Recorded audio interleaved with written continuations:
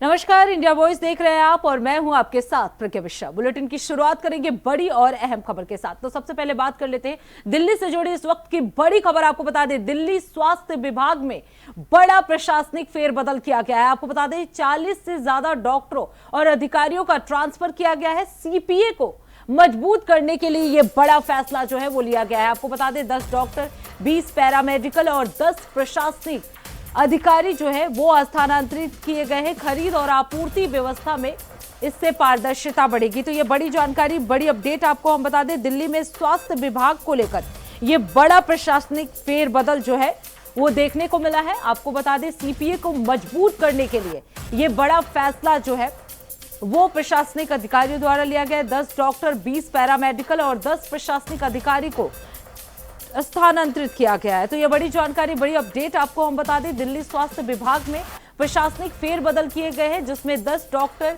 20 paramedical और 10 प्रशासनिक अधिकारी स्थानांतरित किए गए हैं। इसके साथ ही आपको बता दें इस स्थानांतरण से खरीद और आपूर्ति व्यवस्था में पारदर्शिता बढ़ेगी। सीपीए को मजबूत करने के लिए ये बड़ा फैसला जो है वो लिया गया है। तो दिल्ली स्वास्थ्य विभाग में ये बड़ा प्रशासनिक फेरबदल जो है वो किया गया है। आपको बता दें 40 से ज्यादा डॉक्टरों को ट्रांसफर किया गया है। सीपीए को मजबूत करने के लिए बड़ा फैसला जो है वो दिल्ली स्वास्थ्य विभाग द्वारा लिया गया है।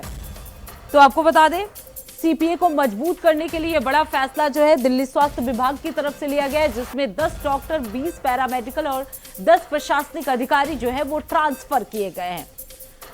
तो आपको बता दें स्वास्थ्य विभाग को सुचारू रूप से चलाने के लिए कई बड़े बदलाव जो है इस बार स्वास्थ्य विभाग की तरफ से किए गए हैं और बड़ा प्रशासनिक फेरबदल जो है इस बार दिल्ली स्वास्थ्य विभाग में देखने को मिला है। आपको बता दें 40 डॉक्टरों को ट्रांसफर किया गया है, जिसमें 10 डॉक्टर, 20 पैरामेडिकल और 10 प्रशासनिक अधिकारी जो है वो मौजूद है।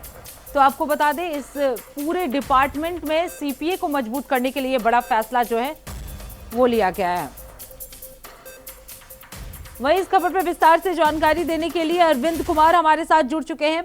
अरविंद, क्या दिल्ली के अस्पतालों में दवाओं और मेडिकल उपकरणों की कमी की शिकायत के बाद ये बड़ा प्रशासनिक फेरबदल किया गया है?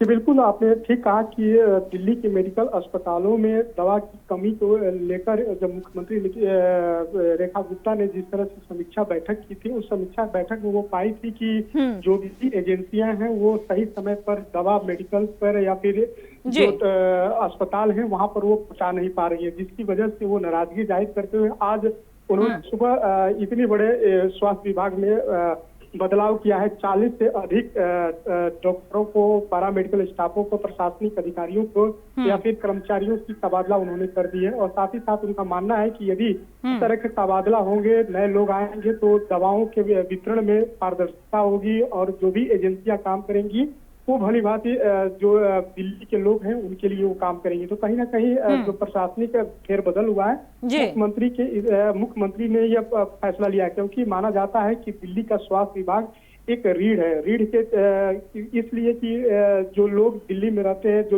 विभिन्न प्रदेशों से आकर दिल्ली में रह रहे हैं, उनके लिए दवा सही समय पर उपलब्ध हो, इसलिए जो मंत्री रेखा गुप्ता है वो लगातार स्वास्थ्य विभाग के अधिकारियों के साथ वो समीक्षा बैठक समय समय पर करती हैं और औचक निरीक्षण अस्पतालों का करती हैं। जहां भी कोई भी कमियां होती है वहां पर जो वहां के जो सुपरिटेंडेंट होते हैं अस्पतालों के, उन्हें फटकार भी लगाती हैं और सही समय पर काम करने का उनको दिशा निर्देश भी देती हैं।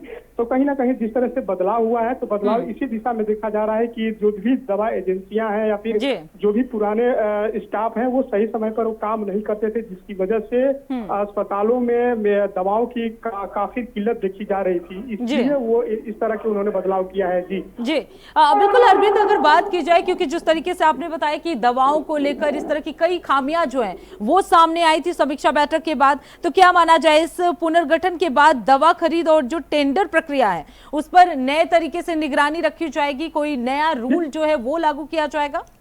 जी बिल्कुल, अभी तो उन्होंने समीक्षा बैठक करके स्टाफों का तबादला किया है और उनका मानना है कि जब तबादला हुए हैं तो जो भी एजेंसियां काम करने के लिए आएंगी वो पारदर्शिता के तहत काम करेंगी और सही समय पर अस्पतालों में दवा उपलब्ध कराएंगी।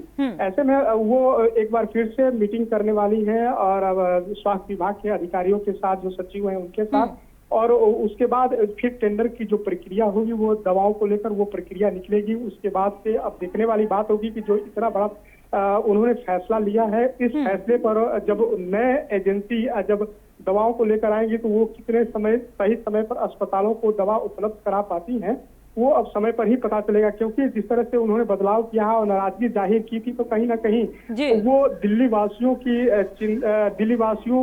के हित में वो काम करने की पूरी कोशिश उनके तरफ से की जा रही है कि दिल्ली वासियों के हित में हम काम करें। जो भी आम लोग हैं जिनके पास पैसा नहीं है, बड़े अस्पतालों में जाकर वो अपना इलाज करा सकें, इसलिए छोटे अस्पतालों में वो अपना इलाज करा सकें, फ्री में इलाज करा सकें। इसलिए हर डॉक्टर के साथ साथ जो पैरा मेडिकल स्टाफ है वो भी अवेलेबल रहे, साथ ही साथ दवा भी उन्हें उपलब्ध सही समय पर हो जाए। इसको लेकर उन्होंने ये बड़ा फैसला लिया है।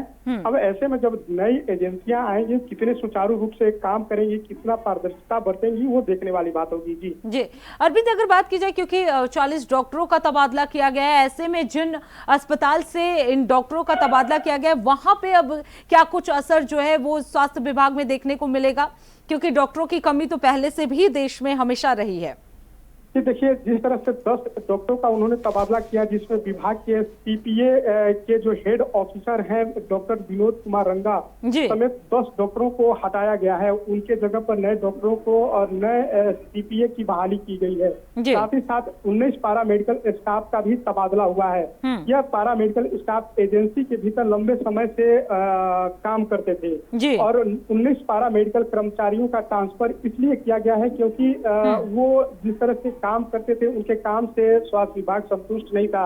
जिनमें से pharmacist, junior medical lab technician के अलावा ड्राइवर भी शामिल हैं और साथ ही साथ जो दवा विभाग के जो प्रशासनिक सिलेक्शन में जो ऑफिसर होते हैं उनका इसलिए बदलाव किया गया है कि वो भी सही समय पर काम नहीं करते थे या फिर डॉक्टरों को जो दिशा निर्देश अधिकारियों की तरफ से दिया जाता था वो सही समय पर नहीं दे पाते थे, जिसकी वजह से इस अस्पतालों में डॉक्टरों की कमी के साथ दवाओं की कमी थी। तो कहीं ना कहीं जो मुख्यमंत्री है रेखा गुप्ता जो फैसला ली है, अब देखने वाली बात होगी कि इस फैसले पर जब नए बिल्कुल अरविंद, अब देखने वाली बात होगी कि इस ट्रांसफर के बाद कितना सुचारू रूप से ये स्वास्थ्य विभाग जो है अब काम करेगा। बहुत बहुत धन्यवाद अरविंद कुमार इस खबर पर विस्तार से जानकारी देने के लिए।